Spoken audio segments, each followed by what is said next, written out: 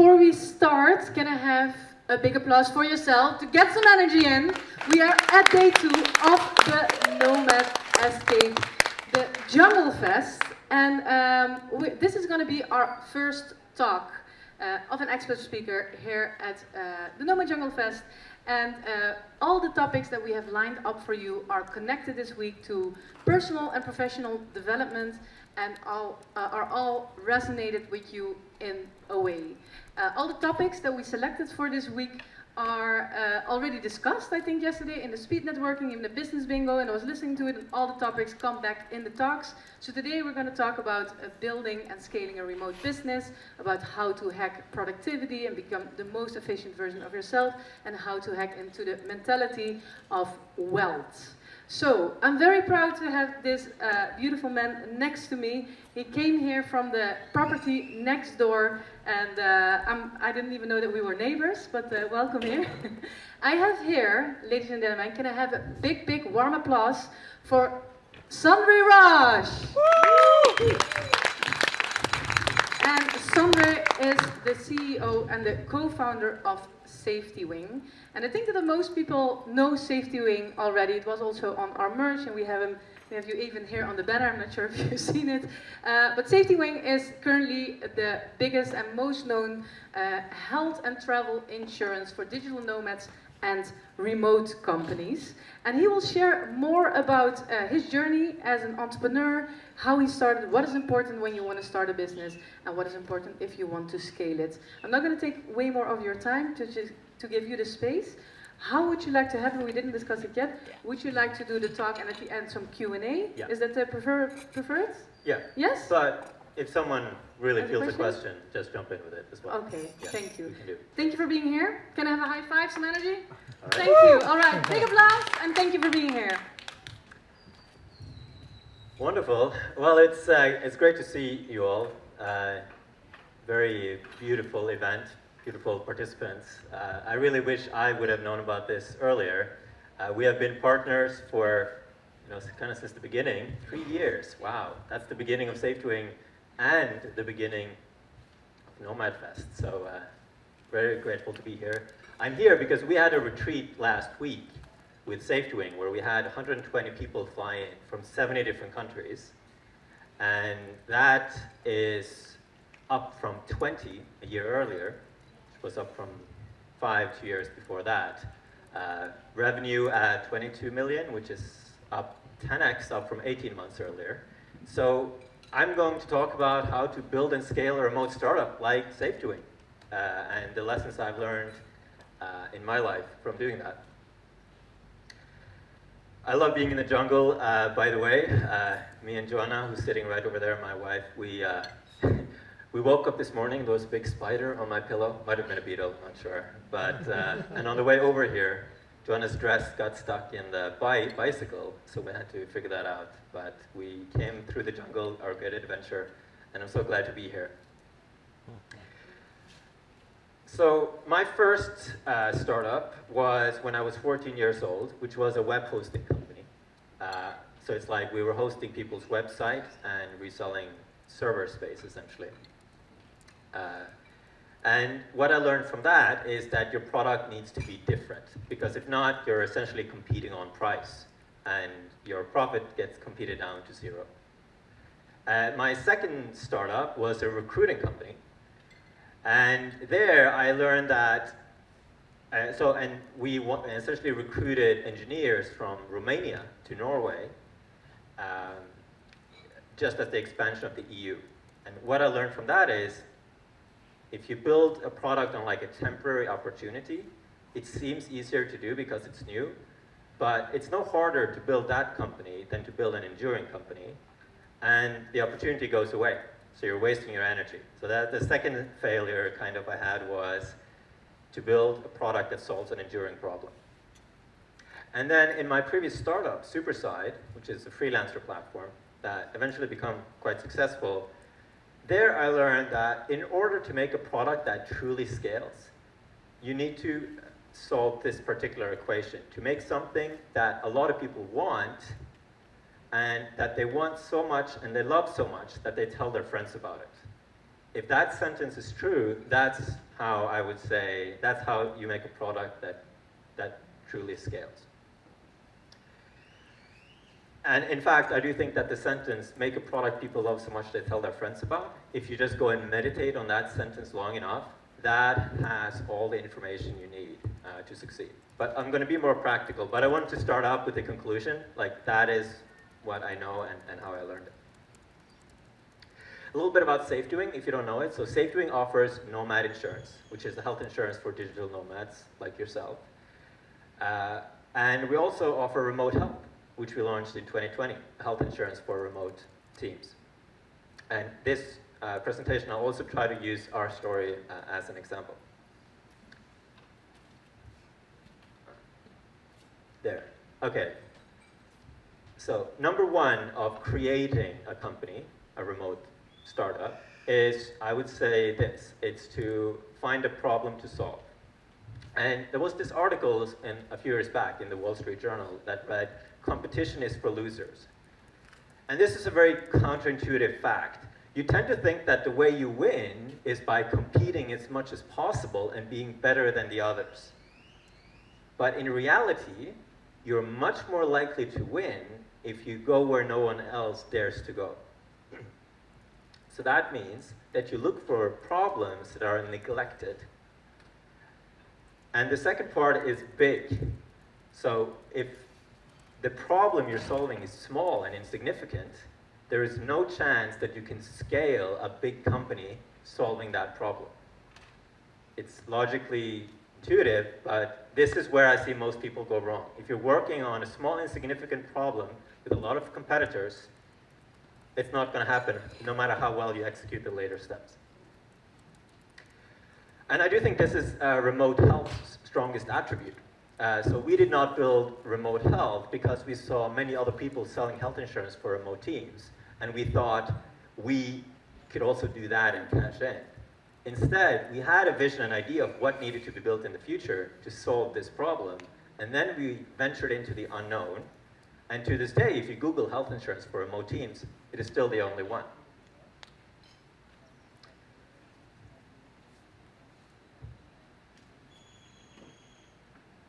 Okay, and then number two is that it's important to imagine at first. So you have your problem, and you want to solve that problem. Number two, imagine the ideal solution to that problem. So not just the first thing you're going to build, but start by imagining a perfect solution. And that becomes your vision. It's like, imagine you had unlimited, like $1 billion, futuristic technology. What would be a solution to that problem that is like perfect in the way that it addresses your customer's need?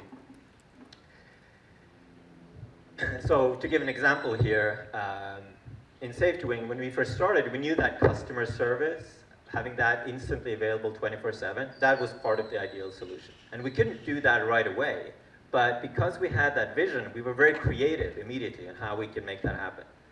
And we, of course, in the beginning did customer service ourselves, and now customer service is one of our greatest strengths. Right? We have 24/7, 30-second response time, and this is one of the key ways that we succeed.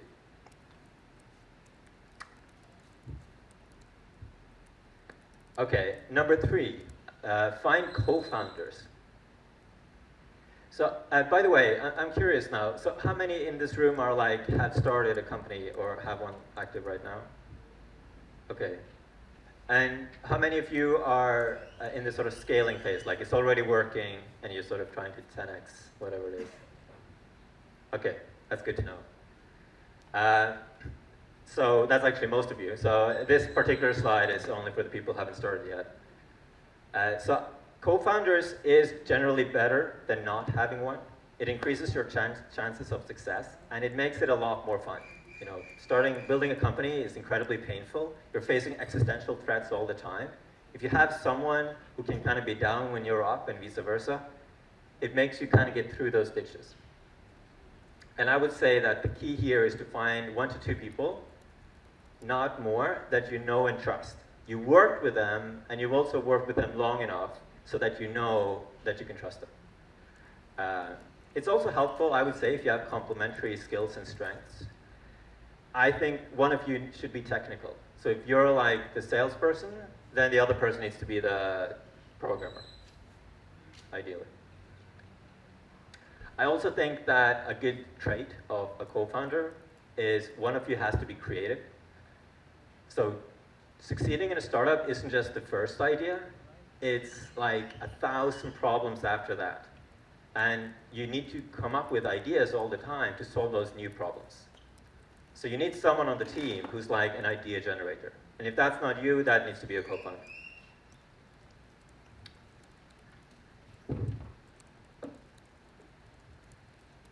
All right. Number 4, I would say don't raise money, at least not yet. So as it says here, one very counterintuitive fact that you can access to that most people can't is that 2 to 3 digital nomads can start a startup that scales and becomes big without funding. Why? Well, it's because you will often have some side way of getting income, and you can access the arbitrage of moving to a low-cost location so that you don't need the money to pay your bills right out of the gate. And that means you can sell, if you want to raise funding, you can do it later for a much higher price, right? For a much higher share price. The further you go bootstrap, the better and easier it is. So SafetyWing does raise money. In fact, just on Friday, we actually closed our Series B at $35 million, $200 million valuation. Don't tell anyone, actually, that's not public. But I almost sort of, I have mixed feelings about the whole thing. Like, you clearly also selling shares in your company in order to do that. In theory, you could invest those money to grow faster, and that's our justification. But if I were to do it again, I think I might have tried to go for the bootstrap. There are ways you can scale fast, bootstrapped. I'll tell some examples of that in a bit. However, I would recommend already at this step to make an investor presentation. So if you're just starting out and you have a product, you have an idea, maybe you have a co-founder, I would make an investor presentation because it's a great way to organize your thoughts, to just like find one of those templates online and make those slides. Okay, number 5, I'm almost going to skip this because I wasn't sure how mature this audience was before I came here. But remote company, clearly you can choose where you register it, right? So I only know the US route. I don't know the Estonia route, the Hong Kong, Singapore route. What I can say is, do the naming by getting the .com. It is great for SEO later and also great for the authority of the brand. Number 2, I love Stripe Atlas. That's a service where you can kind of register you get a bank account and you get the sort of Delaware C Corporation, which is a US registered entity. And you get that like in a package and they do it all for you. It's very good, very great service. Or you can do something called Clerky. That's $500 to register the company online. It only takes a few hours. If you use Clerky, you can also use their service to get investment later using something called a safe note, which is by far the easiest way to get investors early on. I can tell more about that if there's a question. Okay, and I would say now you should decide on what to build first. So a lot of people start here, which is unfortunate because you make a lot of mistakes earlier. But yes, you probably know this one, the MVP, the minimum viable product. Once you have the MVP and you have your vision, every other idea you have, you put it on the roadmap. That's how you force yourself to launch quickly while still having a clear idea of where you want to get to, right? The importance of doing it like this is because if not, you will do one of the key company mistakes, which is that you fail to launch. You're just so slow in launching. If you don't, and I very much empathize with the desire to not launch because it's so romantic to just be in this dream time where you don't have users and you're not in touch with reality and you're just like thinking about how wonderful this could be. But when you have users, then you're hitting reality, you're getting real user feedback, and you see if what you've built actually has any value for anyone at all. And that's why you need to make the MVP. And then you do this, which is you talk to users and build your product. From this day on, this is sort of like your life now. You have someone who's paying you money, talk to them, ask them open-ended questions. Don't try to confirm what you think. In fact, try to do the opposite. Try to figure out, like, why are they really buying it? And that's, I think, the most important thing that you need to do in order to succeed. And then you need to, like, learn really, really quickly. By the way, I do recommend calling this your beta, which is, again, a way to counteract this sort of pride that comes in startups, which is that you really want your thing to succeed. So you make a big deal about launching. Just say we're going to launch later. We're first going live with our beta.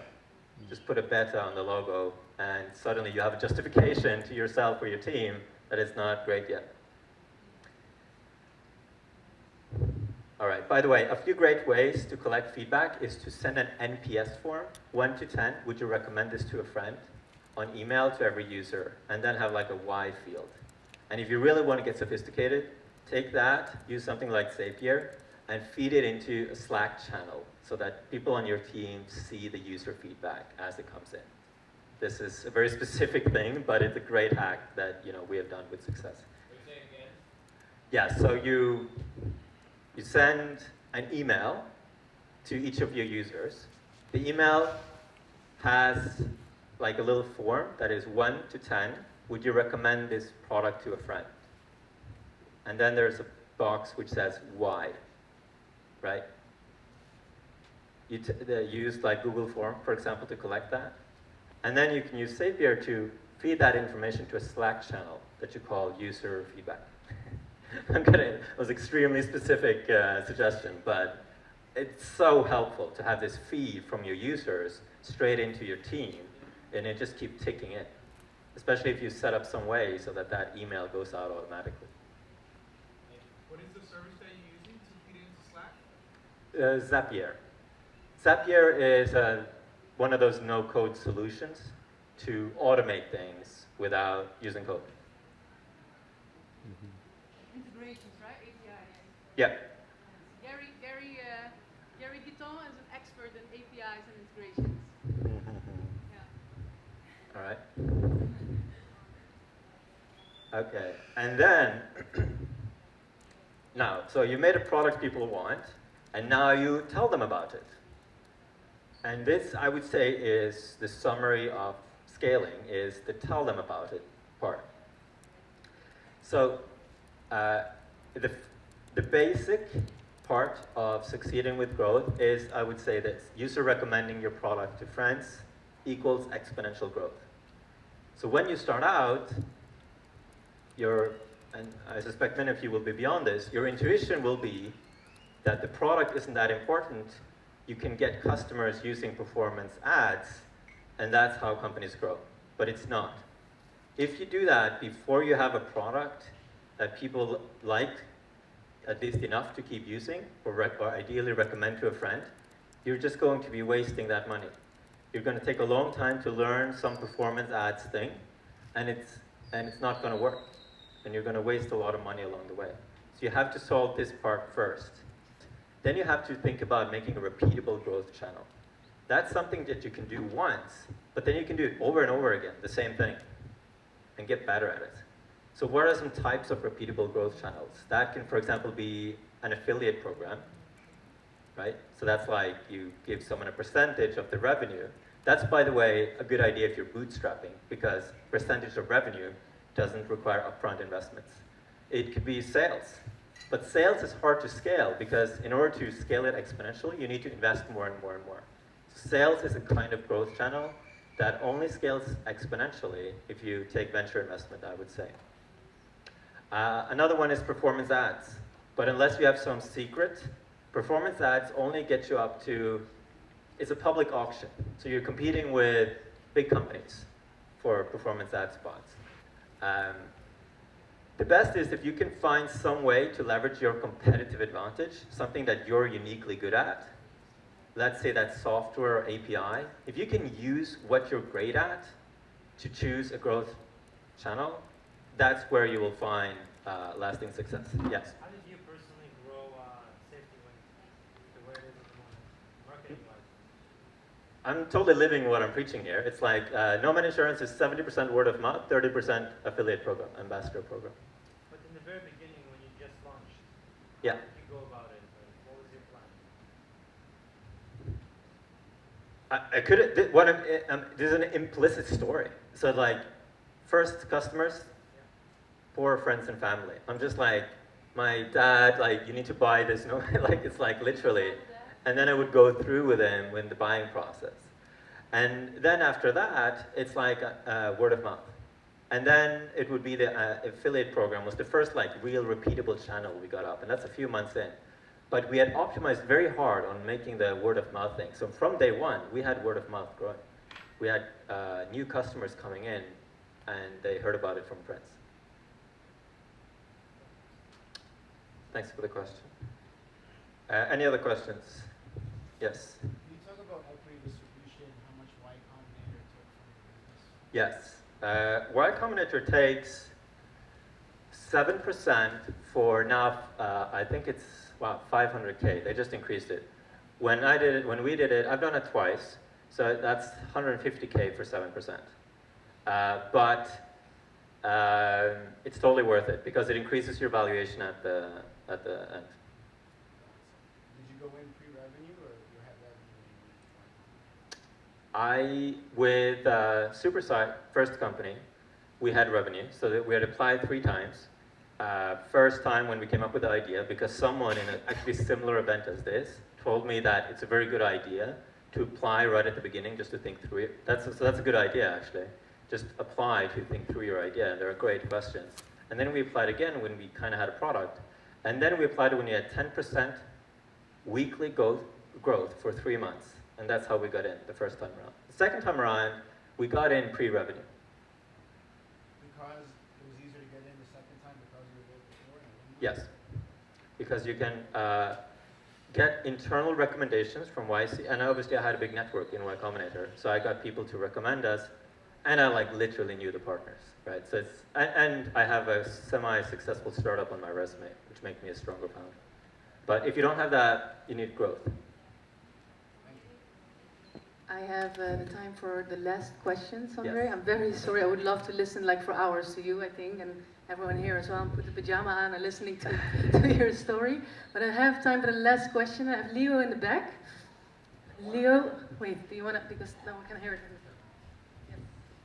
Apart from revenue and customer satisfaction, what are other key metrics that you look at to identify whether the company is growing or like stagnant, declining?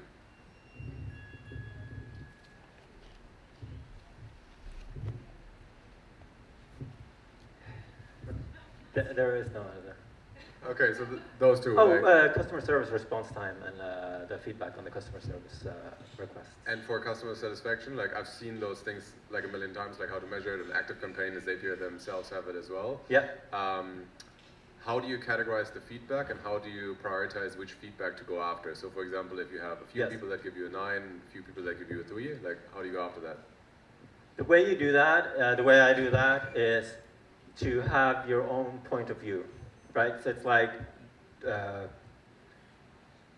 way people become this like confused by user feedback and advice generally in startups is because they're not thinking for themselves. So they don't have a point of view.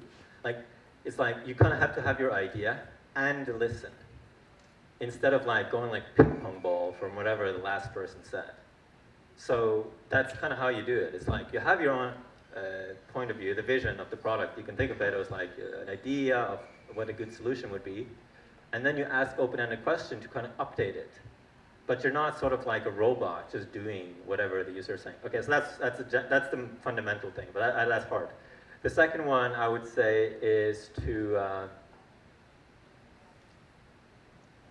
customers are good at saying problems, not solutions. So it's like when they come with solutions, try to kind of dig in and figure out like why, what is the underlying problem, and then take that, and then ask yourself and your team, how can we solve this problem?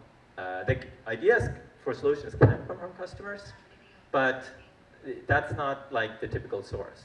But customers always know the problem, and usually all users will agree on it too. Like if you just ask the right questions, everyone knows, like, yeah, clearly the sign up sucks because like I can't get past this page. Like it's usually obvious, like even at a mature stage, and everyone agrees.